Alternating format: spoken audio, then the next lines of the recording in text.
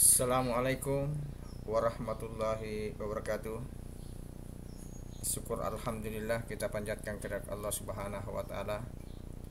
Pada pagi yang berbahagia ini kita berjumpa kembali untuk mengikuti pembelajaran pendidikan agama Islam dan budi pekerti. Sebelum anak-anakku sekalian, kita lanjutkan pelajaran pada pertemuan minggu lalu. Maka saya mengajak kepada anak-anakku sekalian untuk membaca doa belajar. A'udzubillahi minasyaitonirrajim. Bismillahirrahmanirrahim. Rabbi sidini ilman warzuqni fahman. Ya Allah, tambahkanlah ilmu kami dan berilah kami pemahaman. Amin ya rabbal alamin.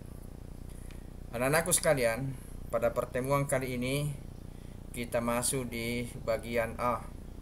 Allah Maha Esa. Jadi Allah Maha Esa artinya Allah Subhanahu wa ta'ala adalah satu dan tidak ada Tuhan selain Allah, dan hanya Allah Subhanahu wa ta'ala yang wajib disembah.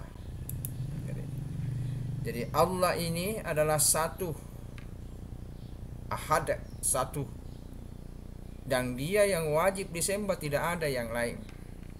Kapa yang lain disembah, maka dia itu termasuk musyrik, menduakan Tuhan. Makanya sebelum datang baginda Rasulullah Sallallahu Alaihi Wasallam lahir ke dunia menyampaikan syiar tauhid agama.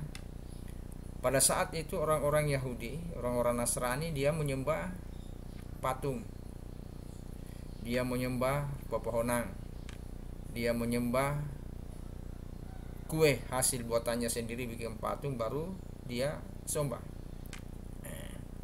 Oleh karena itu, karena dia meyakini beliau, sehingga datang Nabi merombak bahwa tidak pantas disembah yang seperti itu. Diceritakan oleh kisah Nabi Ibrahim alaihissalam yang hidup pada masa Raja Namrud. Raja Namrud itu adalah penguasa pada saat itu, yang disembah adalah patung. Suatu ketika di kota itu semuanya keluar berekreasi, tidak ada yang tinggal satu kampung pun. Pada masa itu Nabi Ibrahim saja yang tinggal di kampung itu, dan langsung pergi di tempat banyak patung-patung di sana, sehingga dia semua patung-patung itu dia tebas semua, kasih hancur. Tinggal ada satu patung yang tidak ditebas, yang paling besar, sehingga yang paling besar itu disimpan di kepalanya itu kapak, simpan di kepalanya kapak. Setelah Raja Namrud datang, mau datang lagi beribadah menyembah patung itu, kaget, kenapa seluruh Tuhan-Tuhan kita hancur, tinggal satu yang besar. Bertanya, siapa yang tinggal di kampung ini setelah kita keluar bertamasa? Dia mengatakan, yang tinggal di sini adalah Ibrahim. Maka dipanggillah Ibrahim, diharapkan sama Raja Namrud pada saat itu, sehingga dia mengatakan, apa betul kamu tinggal di kampung ini tidak ikut bertamasa? Dia mengatakan, ya betul Tuhan, saya tidak pergi. Apa betul kau yang menghancurkan itu Tuhan, patung-patung kami, Tuhan-Tuhan kami? No, tidak, bukan kami yang melakukan itu. No, siapa yang melakukan? No, saya tidak tahu. No, yang melakukan itu, lihat itu patung besar, sementara dia masih pakai kapak, berarti baru-baru dia merusak semua patung-patung kecil, berhala-berhala kecil. Raja Namrud ini marah besar.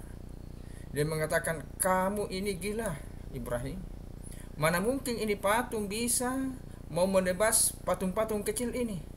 Sehingga Ibrahim mengatakan, kamu lebih gila.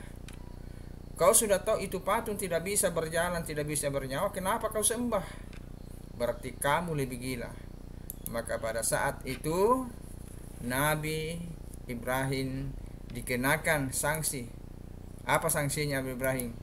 Seluruh masyarakat pada waktu itu sanksinya harus dibakar. Maka disuruh seluruh masyarakat ini berbondong-bondong mengambil kayu. Sesudah itu kayu diikat Nabi Ibrahim, dibakar api, baru dibuang masuk Ibrahim. Ternyata setelah padang api, maka Nabi Ibrahim keluar dengan selamat dengan izin Allah Subhanahu wa ta'ala. Makanya itu ada doanya, ya narukun wassalam ala Ibrahim. Dia baca doa itu pada saat itu, sehingga dia merasa dingin di dalam keadaan api. Anak-anakku sekalian, Nabi Ibrahim itu adalah bapaknya Azar adalah pembuat patung, tapi dia hormat kepadanya, tidak pernah berbuat kasar. Oleh karena itu Allah Subhanahu wa taala tidak beranak dan tidak pula diperanakkan. Jadi tidak ada bapaknya, tidak ada ibunya, dan tidak ada anaknya. Siapa kau bertanya sama bapakmu, ada kayanya Tuhan ya bapak? Tidak ada itu. Dia itu adalah maha berdiri sendiri, tidak beranak dan tidak diperanakkan. Itulah Allah yang menciptakan segenap isi dunia ini, mulai yang kecil sampai yang besar, mulai yang dilihat sampai tidak dilihat. Contoh angin, ciptakan Allah Subhanahu wa taala itu tidak bisa dilihat, tapi sangat berempat sama kita. Oleh karena itu, dan tidak ada yang bisa menyamai Allah dengan makhluk. Makanya itu Fir'aun dia mati di tengah laut itu karena dia mengaku sebagai Tuhan.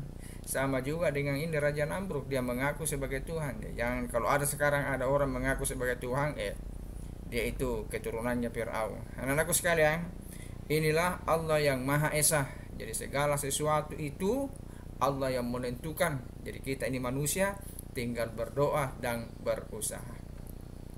Anak-anakku sekalian, adapun tugas hari ini saya tidak kasih tugas. Cukup kau tonton video ini tadi, baru foto dirimu, membuktikan bahwa kamu sementara mengikuti pembelajaran pendidikan agama. Foto baru kirim nanti ke Google Formulir. Nanti kita lihat di sana, oh ini yang menonton, ini yang tidak. Inilah sekedar pesan-pesan singkat dari saya, pembelajaran yang sangat singkat. Masih banyak mau disampaikan, hanya waktunya ini saya videonya tidak bisa terlalu banyak. Karena kapan terlalu banyak susah saya kirim ke WA. Anak-anakku sekalian, sekian.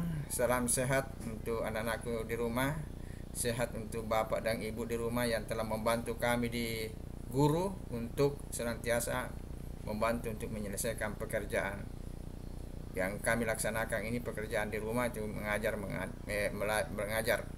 Sekian, assalamualaikum warahmatullahi wabarakatuh.